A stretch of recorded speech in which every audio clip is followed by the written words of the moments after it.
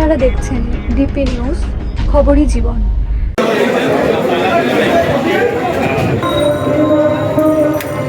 জন্ম থেকে কিংবা দুর্ঘটনায় অঙ্গহানির ঘটনায় ভুক্তভোগীদের পাশে দাঁড়িয়ে মানবতার বার্তা দিল ভদ্রেশ্বর শহর তৃণমূল কংগ্রেস।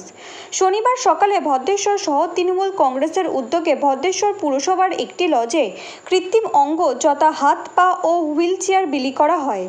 এছাড়া প্রায় 200 শতাধিক ব্যক্তির চোখ পরীক্ষার পর তাদের চশমা ও চক্ষু অপারেশনের বন্দোবস্ত করা হয়।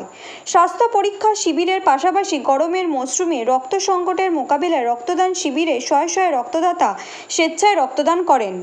এই বিষয়ে ভদ্রেশ্বর শহর তৃণমূল কংগ্রেসের নেতা তথা ভদ্রেশ্বর পুরসভার পুরপ্রধান প্রলয় চক্রবর্তী বলেন, ভদ্রেশ্বর মূলত মিশ্র ভাষাভাষীদের বাস। চটকল অধ্যুষিত এলাকায় আর্থিকভাবে পিছিয়ে পড়া মানুষের আধিক্য বেশি। সেই কারণেই আমাদের মুখ্যমন্ত্রী মমতা বন্দ্যোপাধ্যায়ের নির্দেশে ও বিধায়ক মন্ত্রী ইন্দ্রনীল সেনের প্রচেষ্টায় কৃত্রিম অঙ্গ ও অন্যান্য চিকিৎসা পরিষেবা দেওয়া হয়েছে।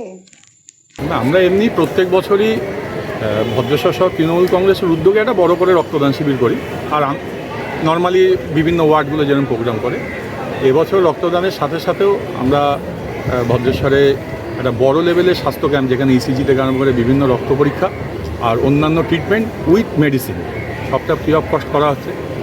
চোখের 2টো সেট আপ আনা হয়েছে, যাদের একদম চশমা থেকে আরম্ভ করে অপারেশন সমস্তটাই করে দেওয়া হবে, আমরা একদম নিয়ে গিয়ে করে দেবো।